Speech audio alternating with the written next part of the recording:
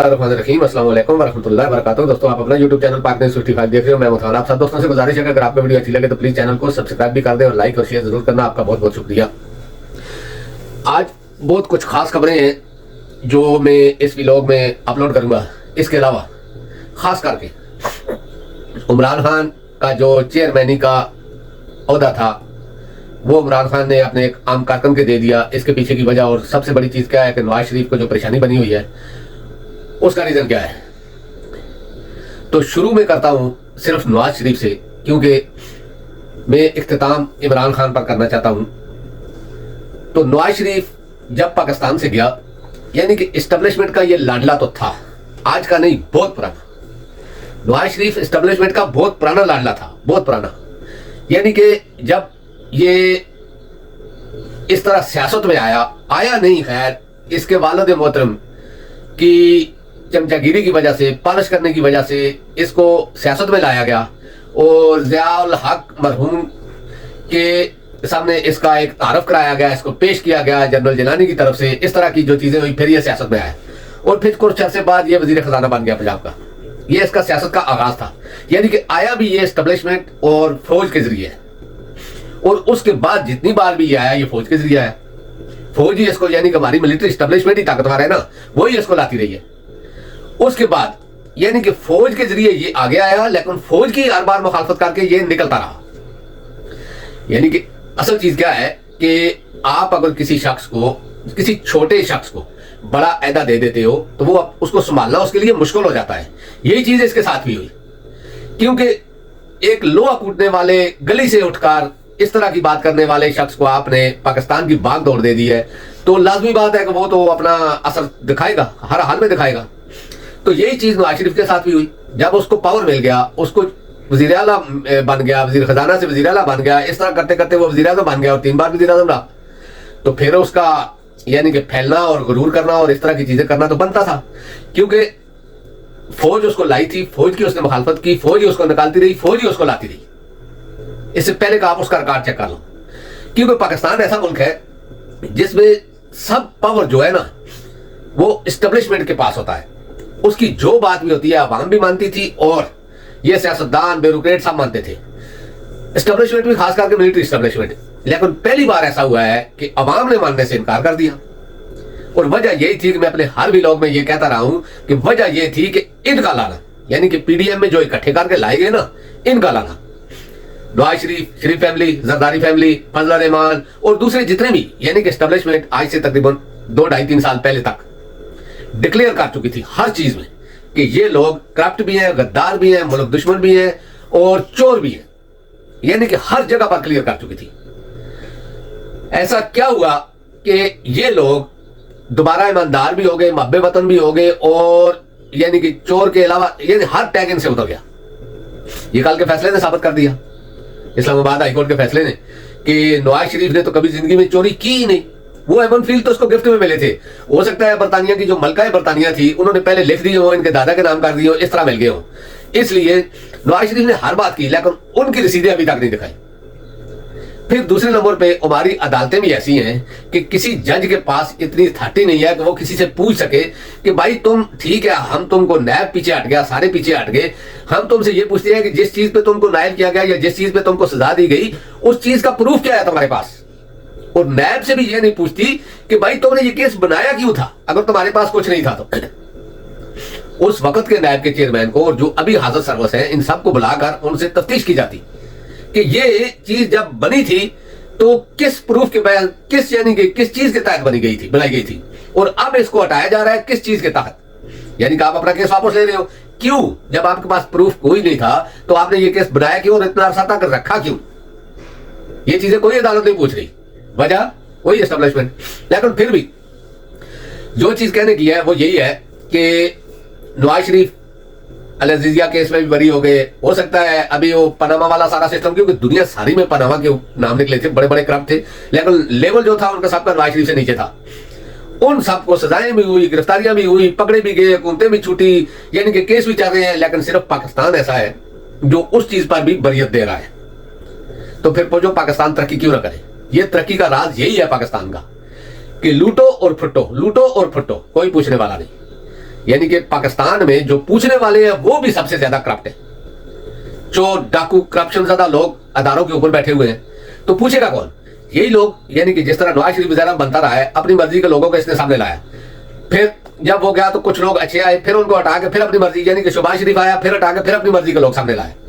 वही चीज है ना, यानी कि सियासत में अब इनका एक, सियासत में तो नहीं, खैर एस्टेब्लिशमेंट के अंदर जो ब्यूरोक्रेट है उनके अंदर इनका एक यानी कि अपनी असर रसूख है, और ये जानते हैं कौन आदमी कितना चोर है और कौन आदमी कितना अच्छा है।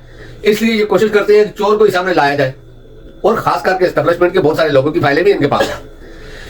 यही चीज दूसरी पार्टियों में भी थी, लेकिन जिस तरह पीपल पार्टी है, फजल रहमान है, या ये पार्टियां, ये छोटी जो पार्टियां हैं, एमक्यूएम हो गई या काफ लीग हो गई, या इस तरह की पार्टियां, वो तो खैर बनाई जाती है वक्त की नजाकत के हिसाब से।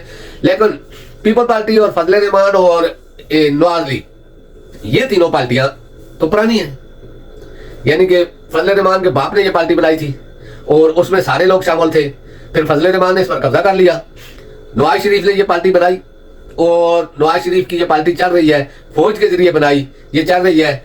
और पीपल पार्टी भुट्टो ने बनाई थी, और उसके बाद आप देख लो कि वो पार्टी किस तरह जा रही है।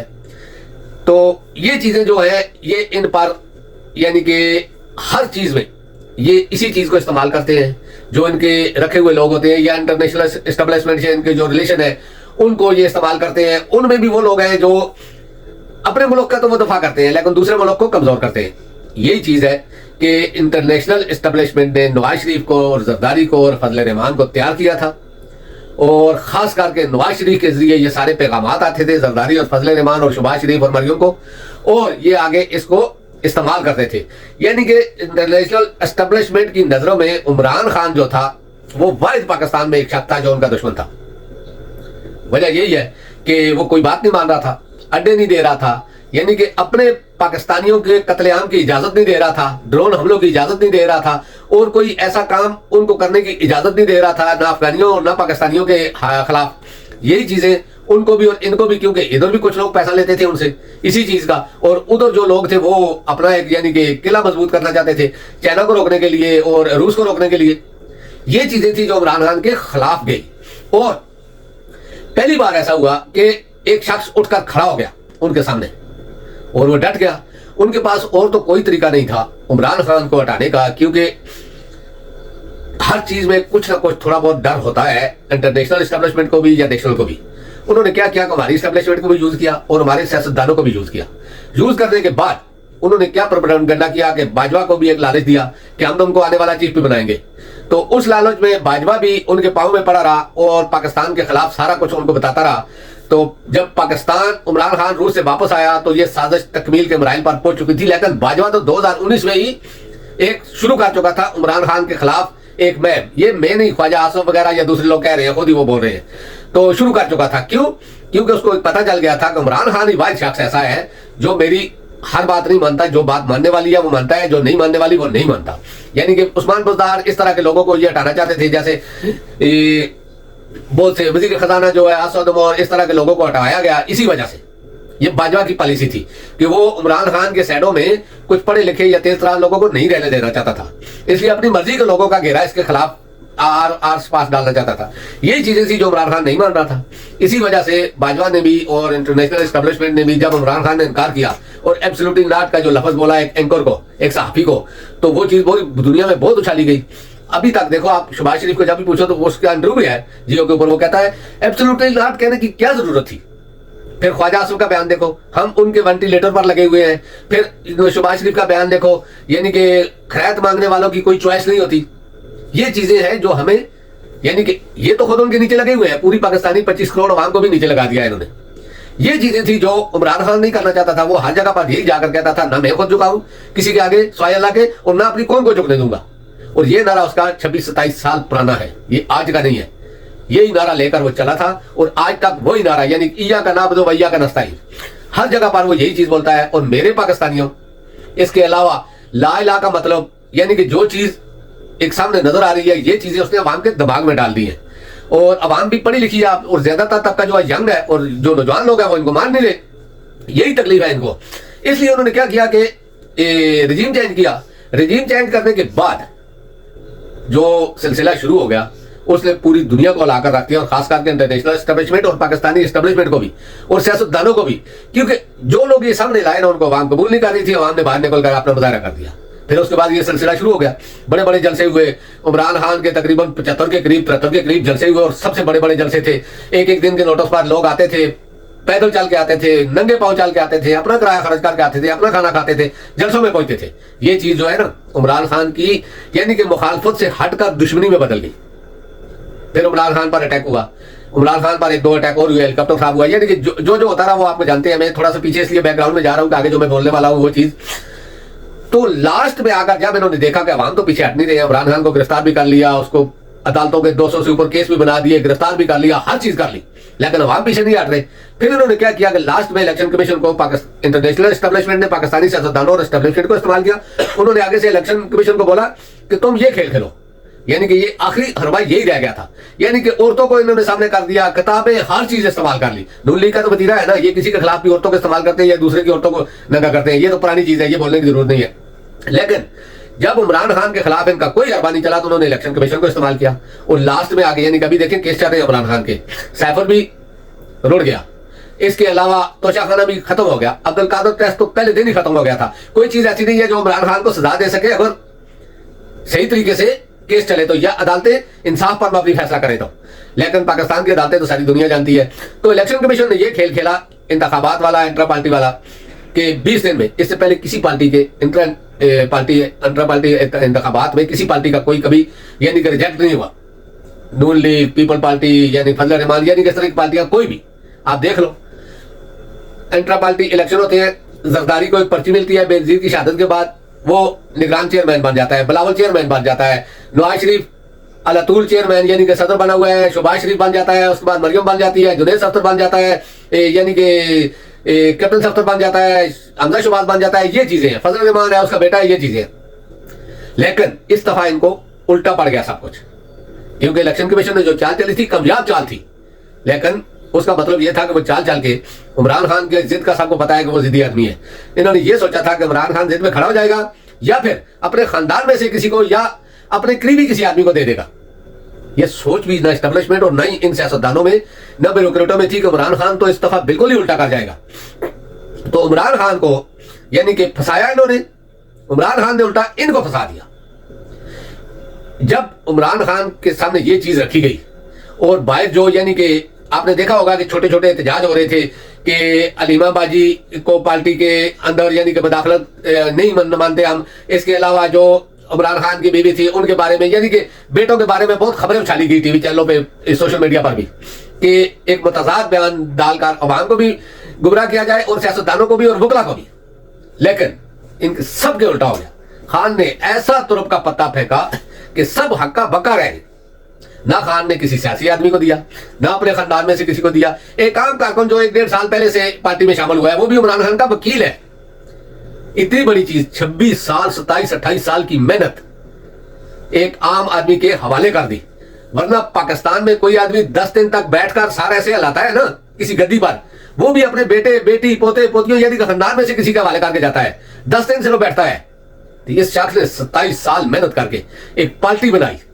पार्टी बनाने के बाद एक आदमी से शुरू हुई, अभी तकरीबन 10-15 करोड़ तक उसके फॉलोअर और उसके लवर हैं, और पूरी दुनिया में इस टाइम टॉप पर जा रही है जो पार्टी, वो एक आम कारकुन के हवाले कर दी सोच से ज्यादा। वरना जो बड़ी बड़ी मुर्गियां होती है ना, बड़ी वो सफेद वाली, जिस तरह नवाज शरीफ है, अंडा देते हैं, अंडा भी अपने खानदान में ही देते हैं। यही चीज दूसरी पार्टियों की भी है। फजल रहमान को देखो अपने बेटे के वाले, इसको जरदारी को देखो अपने बेटे के वाले, उसके अलावा नवाज शरीफ को देखो बेटी भाई भतीजे, यानी कि अपने सारे रिश्तेदार 6-7 आए थे तो पार्टी के नवाज शरीफ के, नून लीग के, उनके अपने खानदान के पास है जो सबसे ऊपर के लेवल के थे। यही जरदारी का भी है, यही फजल रहमान का भी है। वाहिद तहरीक इंसाफ है जिसमें इमरान खान के किसी खानदान का कोई आदमी नहीं है जो पार्टी के किसी बड़े अहदे पर हो। इस दफा तो इमरान खान ने कमाल ही कर दिया, सबके मुंह बंद कर दिए। अब एस्टेब्लिशमेंट भी तड़प रही है, इलेक्शन कमीशन भी तड़प रहा है, सियासतदान भी तड़प रहे हैं। यही वजह है कि अवाम उससे मोहब्बत करती है। सबसे बड़ी चीज यही है, ना उसको लालच है हुकूमत का, ना उसको लालच है दौलत का। दौलत भी उसने बहुत देखी है, शोहरत भी उसने बहुत देखी है। नवाज शरीफ वगैरह उस वक्त ऊँट के पांव बनाते थे रेत में जब वो सुपरस्टार था, तो हर चीज उसने बहुत ज्यादा देखी है। किसी चीज की उसको यानी कि कमी नहीं दी। अल्लाह रब्बुल इज्जत ने सुपरस्टार बनाया फिर वजीरा देखें 3 बार गया, 30 साल हुकूमत इन्होंने की, 4.25 साल में आकर पूरी दुनिया को अपने पीछे लगा दिया, चाहे वो दुश्मन है या दोस्त है। जिधर देखो इमरान खान के अलावा कोई चीज मुकम्मल हो ही नहीं सकती। टीवी चैनल पे मना कर दिया गया बिल्कुल, लेकिन फिर भी उसके बगैर कोई बात आगे नहीं चल सकती थी। तो सोच लो कि अल्लाह रब्बुल इज्जत ने उसको कितनी इज्जत दी है। तो वो अल्लाह रब्बुल इज्जत के कामों से टकराना तो फिर यही हाल होता है जो इस वक्त नवाज शरीफ का हो रहा है।